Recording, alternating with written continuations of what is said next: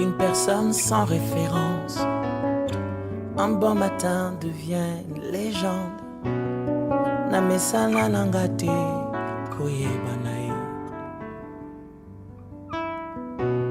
Les courtes prières en public et les résultats sont magnifiques.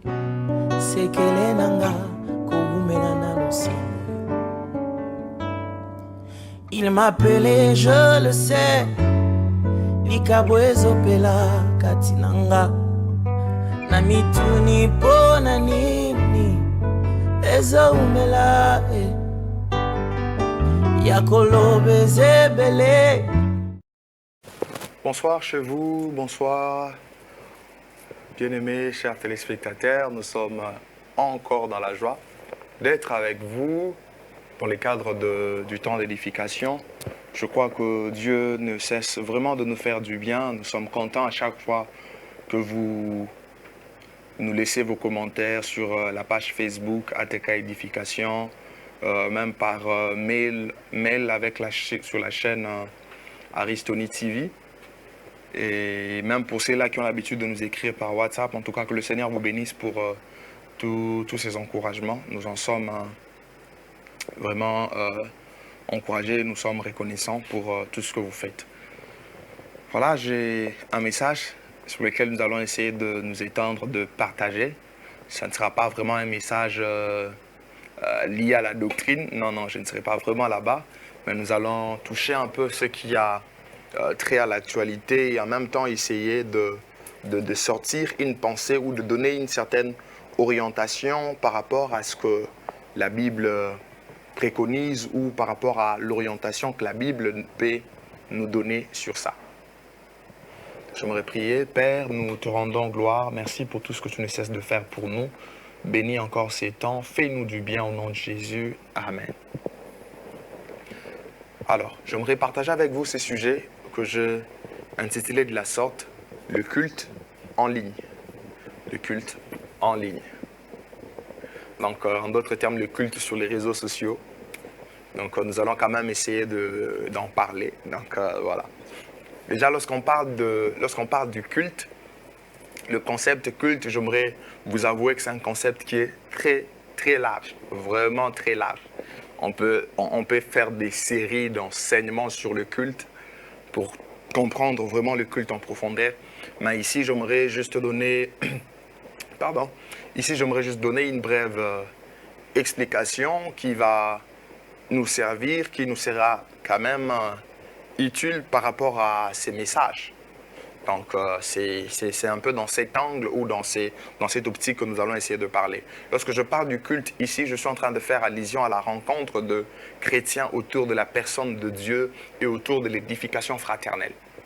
Donc, le culte dont il est question ici, c'est la rencontre des chrétiens, c'est-à-dire la rencontre de croyants, de gens qui croient en Jésus, de gens qui ont Christ comme leur Seigneur et Sauveur, et ils sont là autour de la personne de Dieu et autour de l'édification fraternelle. Ils viennent célébrer Dieu, ils viennent rendre gloire à Dieu, mais autant qu'ils sont en train d'avoir une communion avec Dieu leur Créateur, avec Dieu leur Père, autant ils ont une communion avec les proches. Donc, en d'autres termes, ils ont une communion aussi avec les frères, avec le sœur.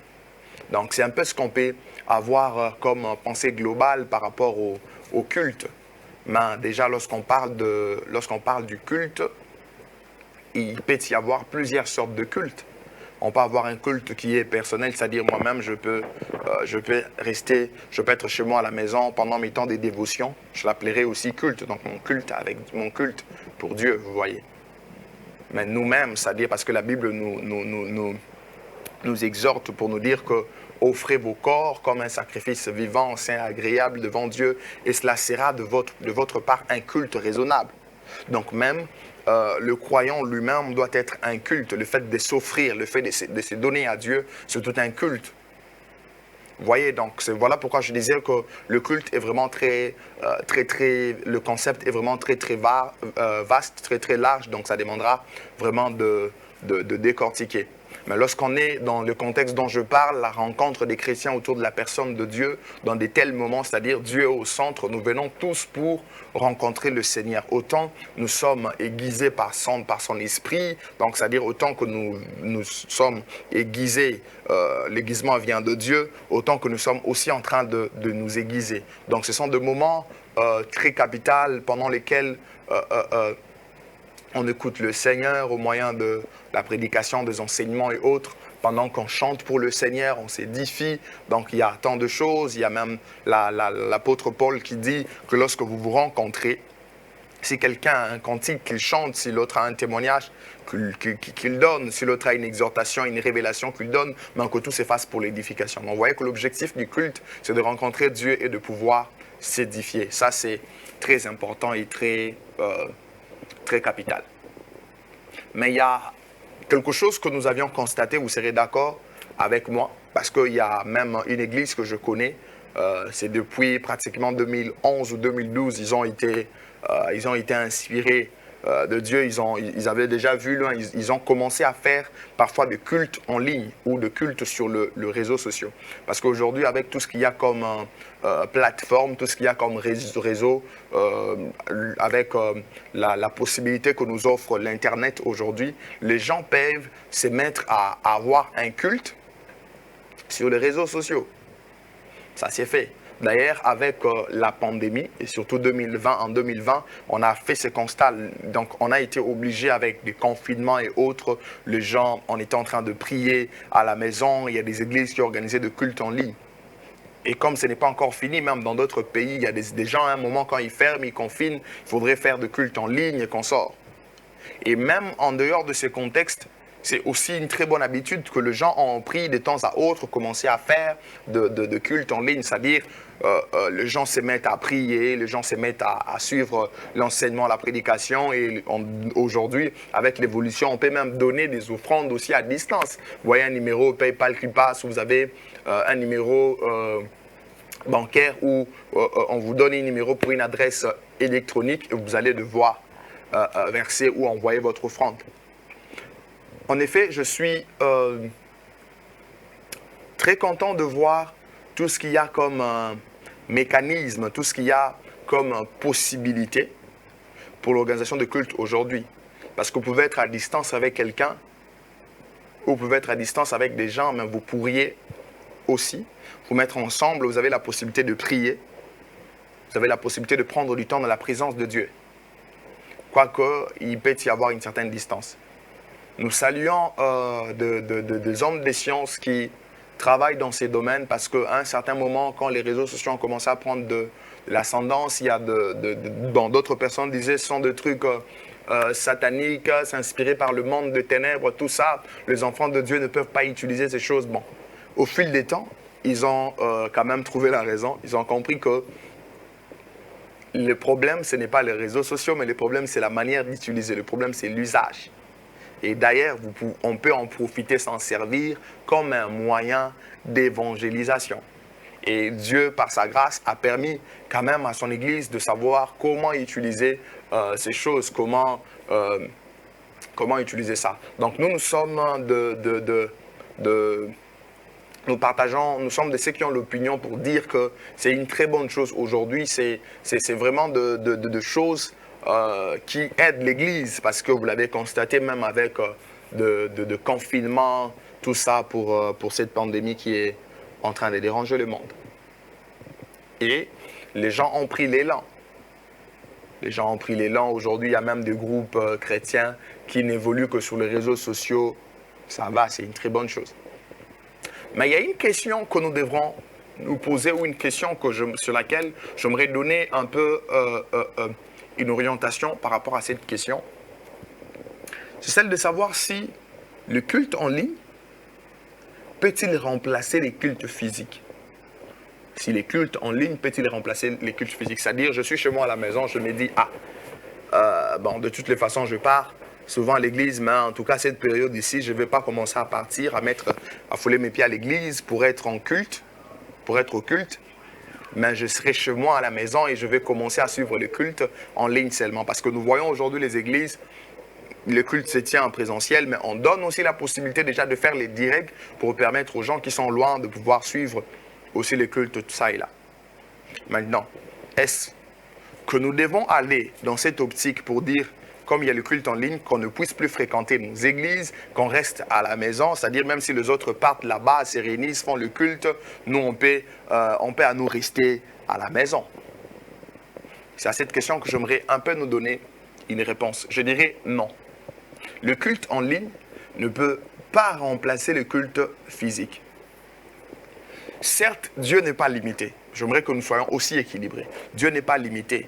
Il n'est pas seulement un Dieu de loin, il n'est pas seulement un Dieu de près, il est aussi un Dieu de loin. C'est-à-dire qu'en suivant un culte en ligne, vous pouvez aussi être affecté par l'onction que Dieu est en train de déverser là. C'est possible. Ça peut vous toucher, même dans les réseaux sociaux, c'est possible. Mais le culte en ligne ne peut pas remplacer le culte en présentiel ou physique. Pourquoi? Parce qu'il y a de ces choses il y a de ces choses pour lesquelles on a la facilité de les faire, de le pratiquer seulement au moment où nous sommes dans un culte en ligne. Et lorsque nous sommes dans un culte en présentiel ou un culte physique. Certes, les réseaux sociaux actuellement nous donnent la possibilité de faire beaucoup de choses, même par rapport au culte. Mais il y a un certain nombre de limites qui peuvent être soulevées ou de choses qu'on ne pourrait pas satisfaire seulement par les réseaux sociaux. Ça, c'est très important. Donc, je suis venu dire à quelqu'un qu'il ne faudrait pas qu'à un certain moment, tu as la possibilité d'aller à l'église, mais tu dis non, je ne pars pas, moi, je vais seulement commencer à suivre en ligne. Non, il faudrait y aller. Parce que lorsque vous vous réunissez en culte, lorsque vous êtes au culte en présentiel, ça crée ou ça vous permet d'avoir une communion fraternelle. Ça vous permet de communier avec vos frères. Ça vous permet de voir vos frères. Ça vous permet de parler avec vos frères. Vous allez dire, non, par réseaux sociaux, on peut aussi parler. Oui. Moi, je veux vous dire, non. Au début de l'église, ce n'était pas comme ça. Vous allez dire, non, ces temps-là, il n'y avait pas les réseaux sociaux. Oui, mais vous pensez que s'il y avait les réseaux sociaux, on allait se limiter seulement sur les réseaux sociaux? Non.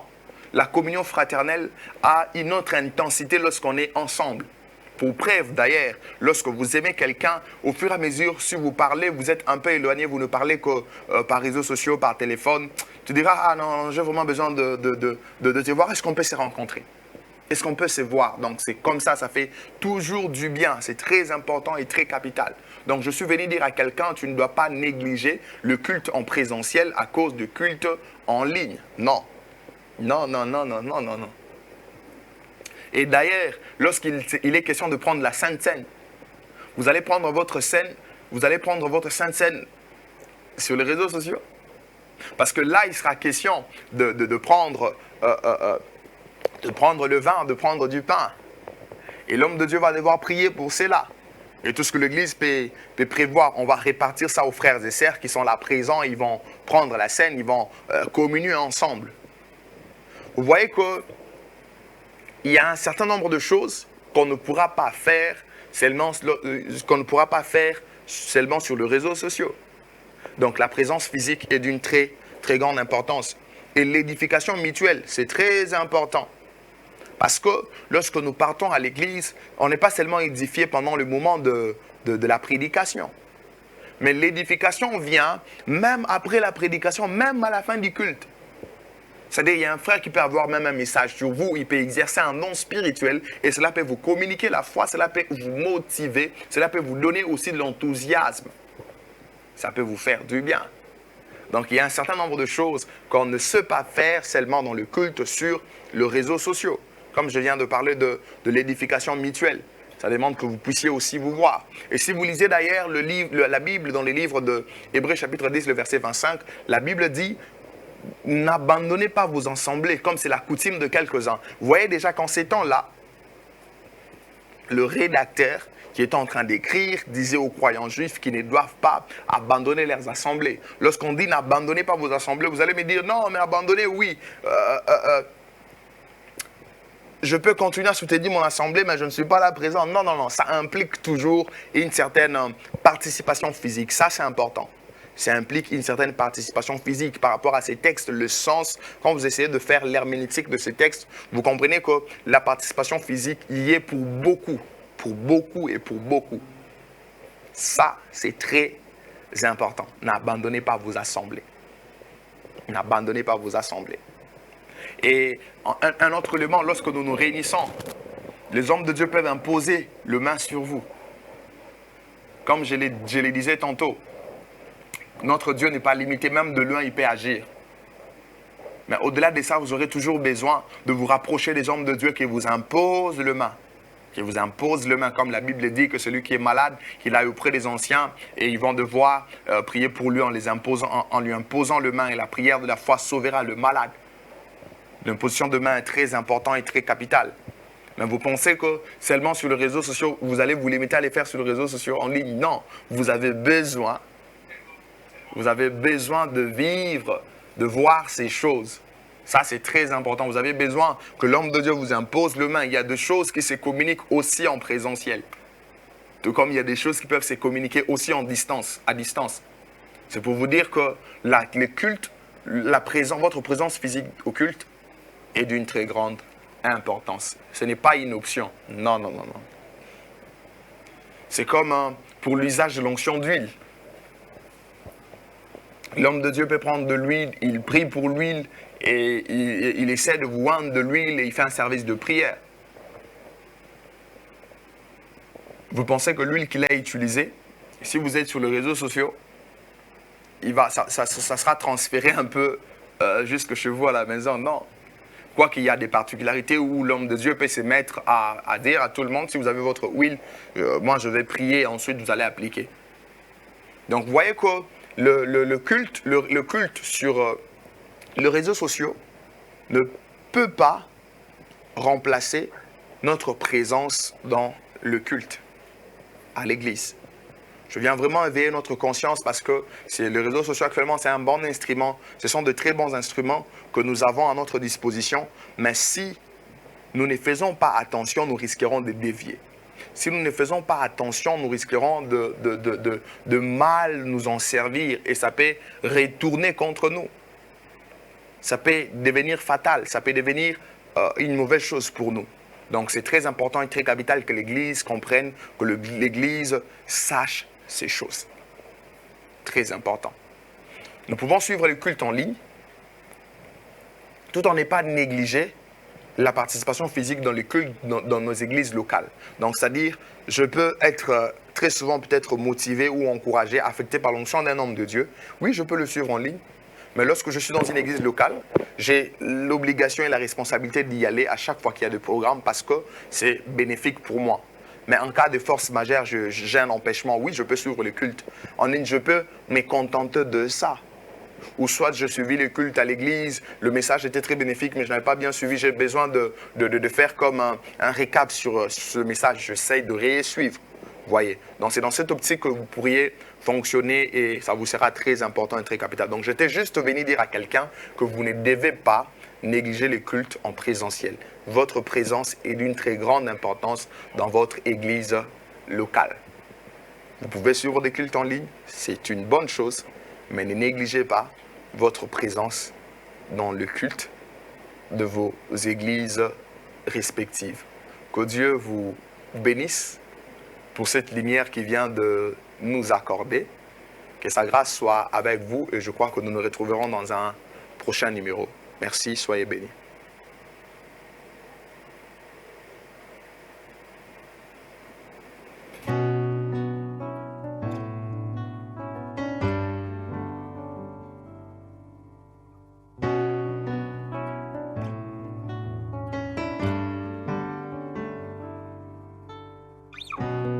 Une personne sans référence, un bon matin devient une légende.